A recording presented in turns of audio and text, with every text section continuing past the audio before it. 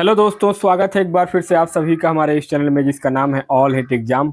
और आज के इस वीडियो में हम लोग देखेंगे यूपी टेट 2026 की तैयारी के लिए आपका सीडीपी बाल विकास मनोविज्ञान के सेकंड टॉप। आज का ये सेकंड वीडियो होगा। इसके पहले वाले वीडियो में हम लोगों ने जो कंप्लीट किया था वो आत्म प्रतिवेदन तक कंप्लीट किया था।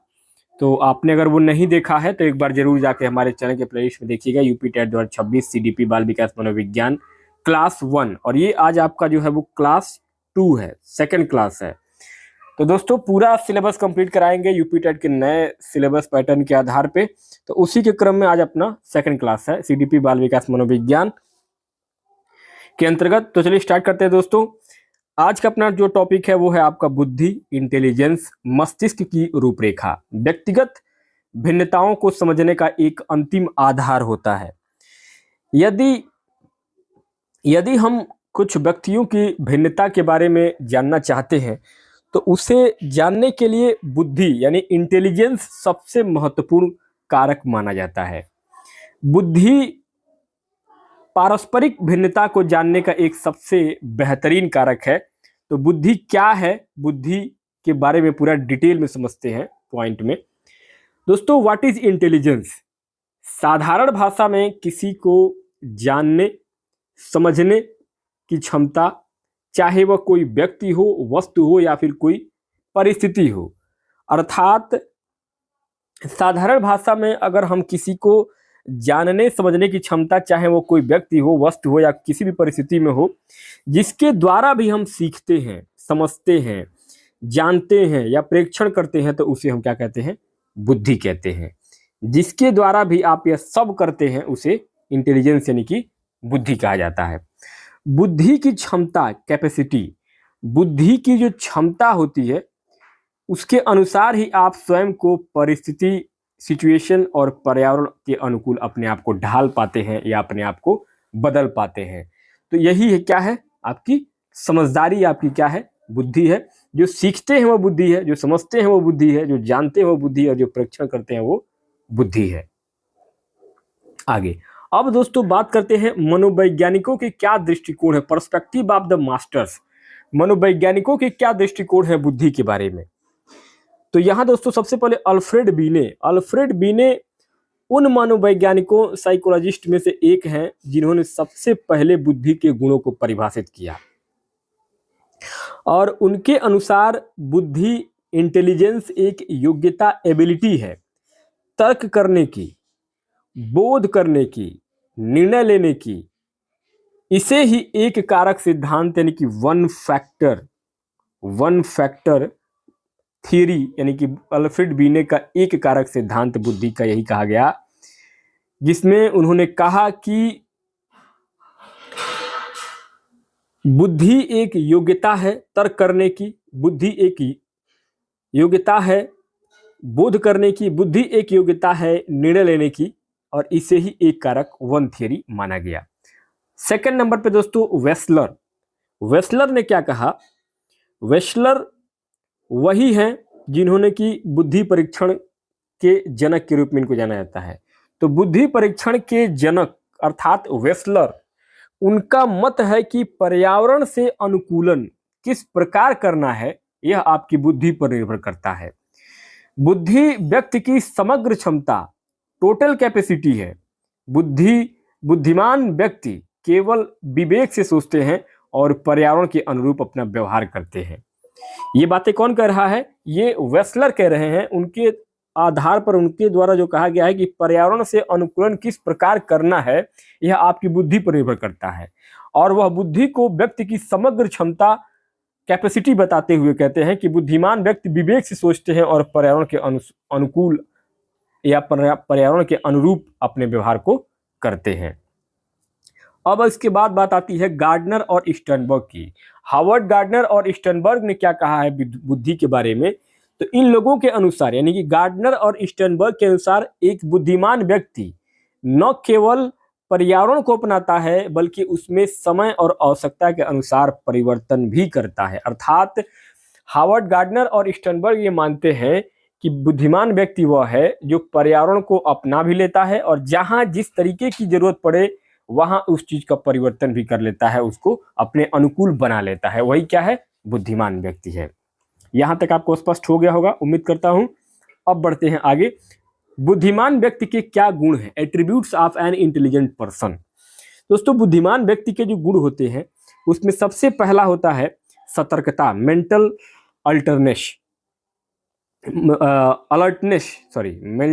अलर्टनेस, यानी कि एक बुद्धिमान व्यक्ति सदैव मानसिक रूप से मेंटली सतर्क रहता है, शीघ्र सीखने की क्षमता और उसके अंदर योग्यता होती है। दूसरा है प्रतिक्रिया, यानी क्विक रिएक्शन, यानी किसी भी तथ्य यानी पॉइंट को आसानी से समझकर उस पर प्रतिक्रिया रिएक्शन देता है, सोच समझ के रिएक्शन देता है। वो क्या है? एक बुद्धिमान व्यक्ति का लक्षण है, गुण है। तीसरा आता है तार्किक निर्णय, लॉजिकल डिसीजन। बुद्धिमान व्यक्ति तथ्यों यानी पॉइंट्स और फैक्ट को तार्किक रूप से सोचता है, वह परिस्थिति को समझ करके ही निर्णय यानी कि अपने कदम लेता है, डिसीजन लेता है। तो ये सारी जो चीजें हैं ये बुद्धिमान व्यक्ति के क्या हैं? गुण हैं। ये दर्शाते हैं कि ये व्यक्ति जो है क्या है? बुद्धिमान है। ठीक है, अब आते हैं दोस्तों बुद्धि के सिद्धांत, the architecture of the intelligence theory. बुद्धि क्या है? बुद्धि के सिद्धांत क्या है? दोस्तों, बुद्धि के अगर सिद्धांत थियरी के बारे में देखेंगे तो यह जानने के लिए कि बुद्धि एक एकल योग्यता है या बहुल योग्यताएं हैं, इसमें है।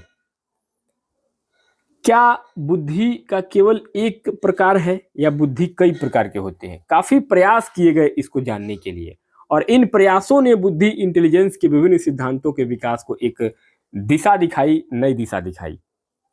अब इसमें से जो है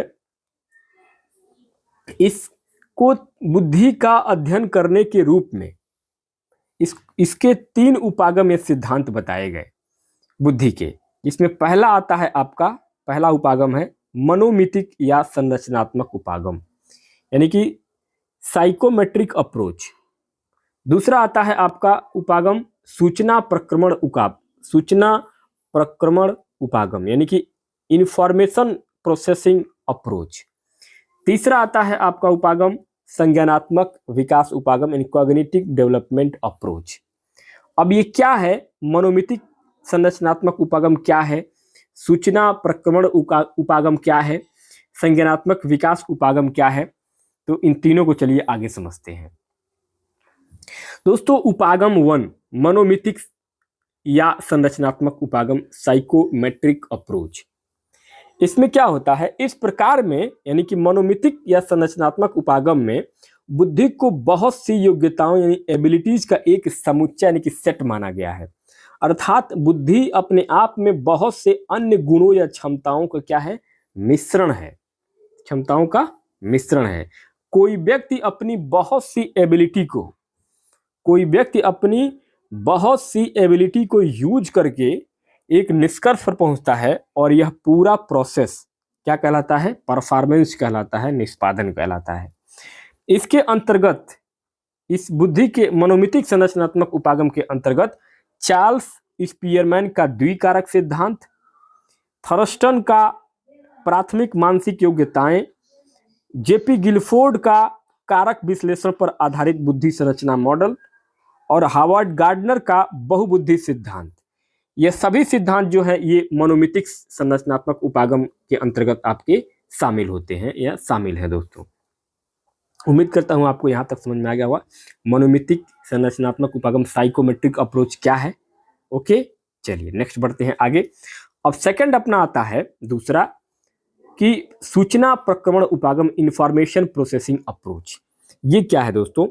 तो इसमें यानी कि सूचना प्रक्रमण उपागम, इंफॉर्मेशन प्रोसेसिंग अप्रोच, यह वह उपागम है जिसके अंतर्गत किसी व्यक्ति विशेष की समस्या समाधान, प्रॉब्लम सॉल्विंग तथा तार्किक यानी कि आर्ग्यूमेंट के रूप से की गई प्रक्रिया शामिल होती है।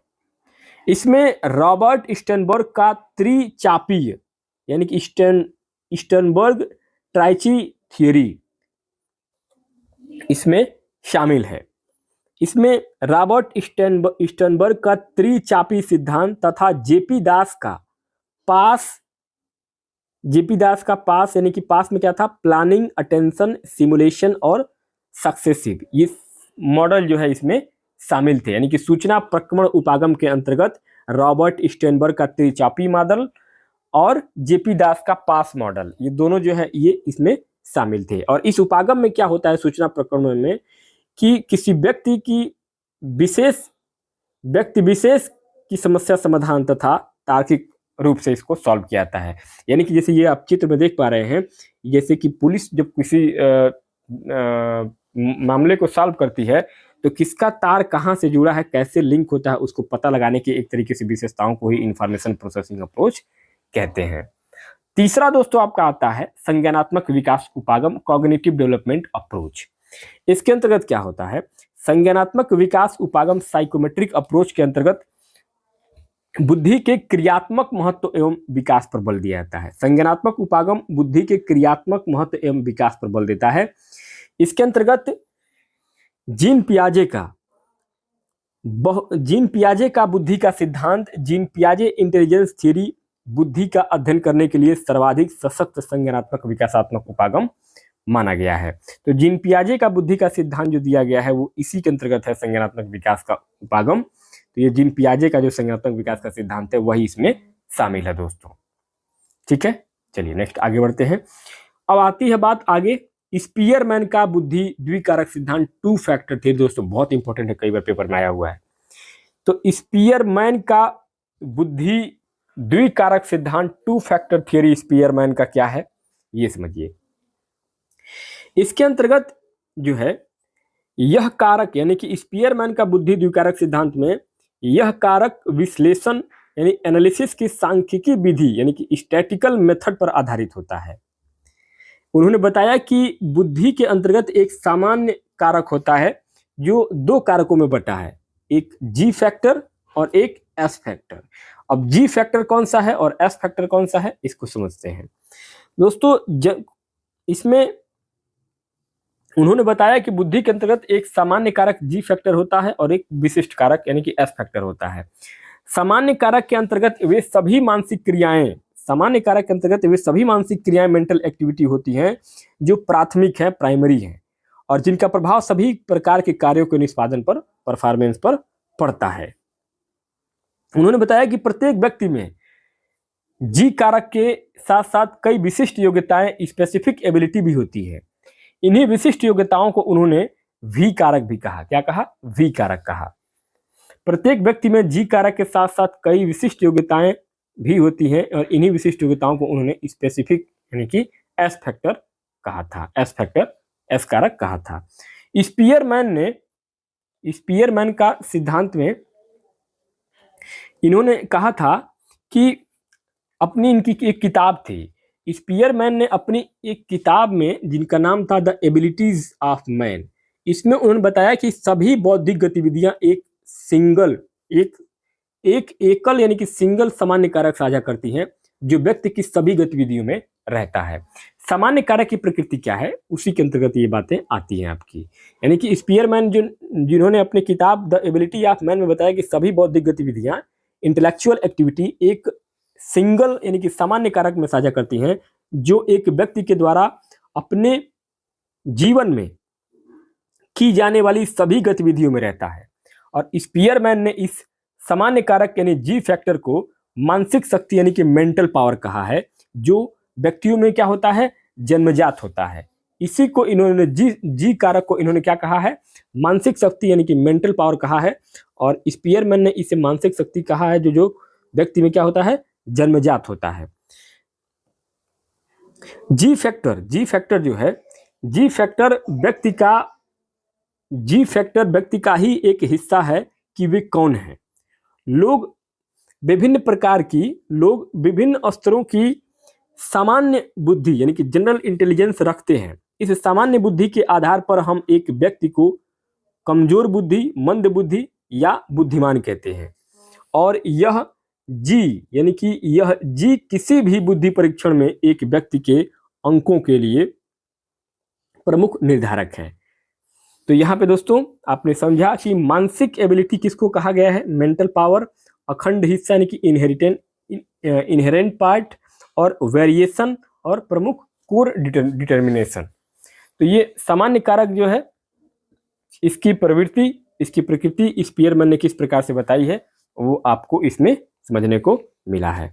अब आगे बढ़ते हैं दोस्तों, एस फैक्टर में क्या होता है, चलिए थोड़ा सा और डिटेल देखते हैं। विशिष्ट कारक, हाँ, विशिष्ट कारक यानी कि द एस फैक्टर एंड निष्पादन परफॉर्मेंस कैसा होता है। एस फैक्टर में क्या होता है, एस फैक्टर विभिन्न योग्यताओं के लिए विशिष्ट होता है और अपनी विशिष्टताएं रखते हैं।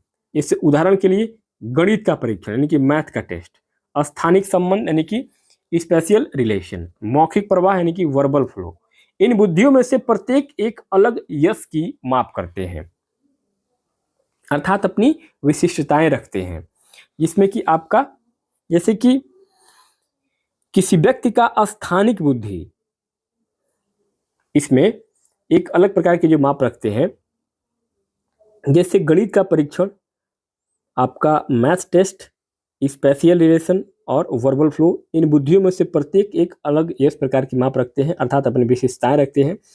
किसी व्यक्ति का स्थानिक बुद्धि परीक्षण यानी कि स्पेशियल इंटेलिजेंस टेस्ट, इसमें प्रदर्शन उस व्यक्ति की सामान्य बुद्धि यानी कि जी तथा स्थानिक बुद्धि यानी कि स्पेसिफिक एबिलिटी के मेल से क्या होता है, प्रदर्शित होता है।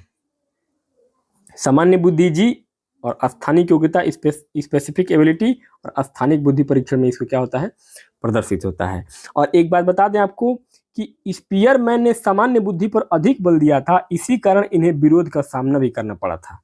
ये ध्यान रखिएगा कि स्पीयरमैन ने सामान्य बुद्धि को ही ज़्यादा महत्व दिया था, स्पेसिफिक यानी कि स्पेशल बुद्धि को ज़्यादा महत्व नहीं दिया था, तो इसलिए इनको जो है थोड़ा सा इसके लिए विरोध भी झेलना पड़ा इनको लोग, इनका काफ़ी विरोध भी किया गया था कि आपने क्यों जो है जनरल को इतना महत्व दे रहे हैं, विशिष्ट को इतना महत्व क्यों नहीं दे रहे हैं। ठीक है, चलिए अब आगे दोस्तों, थर्स्टन का सिद्धांत। थर्स्टन का सिद्धांत बहुत इंपॉर्टेंट है दोस्तों, यूपी टेट, सी टेट में, हर टेट में परीक्षा में आया हुआ है। इसमें आता है आपका थर्स्टन के सिद्धांत में प्राथमिक मानसिक योग्यताएं, इनकी primary mental ability, primary mental ability, इसे theory of primary mental ability भी कहा जाता है। थर्स्टन ने कहा कि बुद्धि 7 विशिष्ट प्राथमिक मानसिक योग्यताओं यानी कि पीएमए का क्या है, एक संयोजन है। यानी कि थर्स्टन के बुद्धि सिद्धांत को प्राथमिक मानसिक योग्यताओं का सिद्धांत कहा जाता है। और थर्स्टन ने कहा कि बुद्धि 7 विशिष्ट प्राथमिक मानसिक योग्यताओं यानी कि पीएमए का मतलब है प्राइमरी मेंटल एबिलिटी का एक संयोजन है, और वे 7 कारक निम्नलिखित प्रकार से आगे आपको देखने को मिलेंगे, जिसमें आता है आपका पहला कारक आता है आगमनात्मक तर्कना। आगमनात्मक तर्कना यानी कि इंडक्टिव रीजनिंग, यह क्या होता है, तो यह जो इंडक्टिव रीजनिंग होता है, यह कारक दी गई सूचना से सामान्य नियमों और सिद्धांतों को पाने की योग्यता रखता है, यानी कि ये आपका आगमनात्मक तर्कना होता है। इसमें आगमनात्मक तर्कना में यह कारक के द्वारा दी गई सूचना से सामान्य नियम और सिद्धांतों को पाने की योग्यता, एबिलिटी रखता है आगमनात्मक तर्कना। दूसरा आता है आपका स्मृति यानी कि मेमोरी। और स्मृति क्या होता है, यह याद रखने और स्मरण करने की योग्यता है, जैसे कि किसी घटना को, किसी तारीख को या किसी फॉर्मूला को याद रखना। ठीक है, थर्स्टन के अगले जो कारक के सिद्धांत है फैक्टर 3 और 4। फैक्टर 3 में उन्होंने बताया संख्यात्मक योग्यता, न्यूमेरिकल एबिलिटी। यह जो है आपका, यह अंक गणित की समस्याओं को हल करने की योग्यता होता है, संख्यात्मक योग्यता। और यह आपकी इस योग्यता को बताता है कि किस प्रकार आप शीघ्रता यानी कि फास्ट और एक्यूरेसी यानी कि सटीकता के साथ अंकों का प्रयोग करके गणितीय समस्याओं का उत्तर देते हैं। चौथा आता है आपका प्रात्यक्षिक गति यानी कि परसेप्चुअल स्पीड।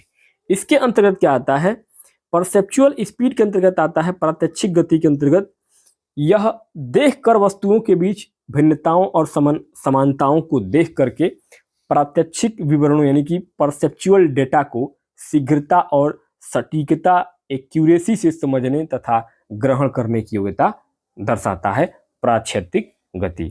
प्रात्यक्षिक विवरण अर्थात एक निर्धारित समय में वे विवरण जो आपके सामने होते हैं, यानी कि प्रात्यक्षिक विवरण अर्थात एक प्रात्यक्षिक विवरण क्या होता है? तो प्रात्यक्षिक विवरण वह समय है जो एक निर्धारित समय में जो विवरण आपके सामने प्रस्तुत करे, वो क्या होता है? आपका प्रात्यक्षिक विवरण कहलाता है। आगे थर्स्टन के अगले जो पांचवें और छठे कारक हैं, ये है आपका पांचवा है स्थानिक यानी कि देशिक संबंध यानी कि स्पेशियल रिलेशन। यह संबंध को समझने की योग्यता है। स्थानिक या देशिक संबंध जो है, यह संबंध को समझने की योग्यता है और यह विभिन्न रेखागणित तरीकों यानी कि जियोमेट्रिकल मेथड स्वरूपों तथा अंतराल में काल्पनिक पदार्थों को देखने एवं कुशलतापूर्वक प्रयोग करने की क्षमता को दर्शाता है स्थानिक या देशिक संबंध। छठवां आता है आपका वाचिक बोध यानी कि वर्बल अंडरस्टैंडिंग। इसके अंतर्गत क्या होता है? इसके अंतर्गत यह पढ़ने की समझ और सूझबूझ यानी कि पढ़ने की समझबूझ, शब्दों, संप्रत्ययों यानी कॉन्सेप्ट तथा विचारों को परिभाषित करना और समझना एवं मौखिक तर्क करने की योग्यता दर्शाता है वर्बल आर्ग्यूमेंट यानी कि वर्बल अंडरस्टैंडिंग। आगे सातवां कारक है और संज्ञानात्मक प्रोफाइल है, जिसमें शब्द प्रवाह, वर्ड का फ्लो। इसमें क्या होता है? यह शब्दों को शीघ्रता यानी कि बहुत तेजी से उत्पन्न करने, जैसे कि उच्चारण करने, शब्द समस्याओं को शीघ्र हल करने की योग्यता है। शब्दों के चयन में शीघ्रता और प्रवाह के साथ उसका उपयोग करने की योग्यता, इस चीज को दर्शाता है आपका शब्द प्रवाह यानी कि वर्ड फ्लो। अब इसमें दोस्तों थर्स्टन का यह मत है कि यह सभी सात कारक, थर्स्टन का यह मानना है कि यह सभी सात कारक एक दूसरे से क्या है? स्वतंत्र हैं यानी कि अलग अलग हैं। वे एकल बुद्धिलब्धि सिंगल आईक्यू के बजाय यानी कि सिंगल आईक्यू के बजाय संज्ञानात्मक योग्यता प्रोफाइल को प्रभावित करते हैं। यानी कि वे एकल बुद्धिलब्धि आईक्यू के बजाय व्यक्ति के लिए एक संज्ञानात्मक योग्यता प्रोफाइल को प्रस्तावित करते हैं। कौन? थर्स्टन। ठीक है, आपको उम्मीद करता हूं समझ में आया होगा। अब आगे बढ़िए। अब थोड़ा सा बुद्धि का एक आपको मैं रोड मैप देता हूं, थोड़ा सा आपको ब्लूप्रिंट देता हूं। एक लास्ट में पूरे स्लाइड का एक सारांश है। बुद्धि का परिदृश्य क्या है? Master synthesis the intelligence landscape. दोस्तों बुद्धि क्या है? बुद्धि सीखना, समझना और अनुकूलन है। कि आप, बुद्धि का मतलब यही है कि आप किसी भी चीज को सीखें, समझें और उसके हिसाब से अपने आप को ढाल लें। जिसमें कि मैंने आज हम इस स्लाइड में हम लोगों ने देखा स्पीयरमैन का मानसिक शक्ति, जी और एस फैक्टर, थर्स्टन की सातों मानसिक योग्यताएं, मनोमितिक योग्यताएं, सूचना प्रक्रमण और संज्ञानात्मक, ये सारी चीजें हम लोगों ने इसके अंतर्गत, बुद्धि के अंतर्गत समझा है। और इसमें हम लोगों ने यही पाया है कि बुद्धि एक जटिल रूपरेखा है जो हमारी मानसिक शक्ति और विशिष्ट योग्यताओं का एक अनूठा प्रोफाइल तैयार करती है बुद्धि। तो दोस्तों आज का ये बाल विकास मनोविज्ञान सीडीपी का सेकंड क्लास का वीडियो कैसा लगा कमेंट बॉक्स में बताइएगा। बाकी नेक्स्ट अब इसके अगले वाले स्लाइड में, अगले वीडियो में देखेंगे हम लोग जेपी गिलफोर्ड का बुद्धि का संरचना का सिद्धांत। और उसके बाद हम लोग देखेंगे इसके पूरे मतलब बुद्धि के जितने भी नियम हैं उन सभी नियमों को, जैसे कि आपका संक्रिया, संज्ञान, स्मृति अभिलेखन, स्मृति प्रतिधारण, अपसारी चिंतन, अभिसारी चिंतन, मूल्यांकन, ये सब कुछ देखेंगे हम लोग अगले भाग में। तो दोस्तों ये वीडियो कैसा लगा एक बार कमेंट बॉक्स में जरूर बताइए। मिलते हैं नेक्स्ट वीडियो में नए टॉपिक के साथ, तब तक के लिए बहुत बहुत धन्यवाद।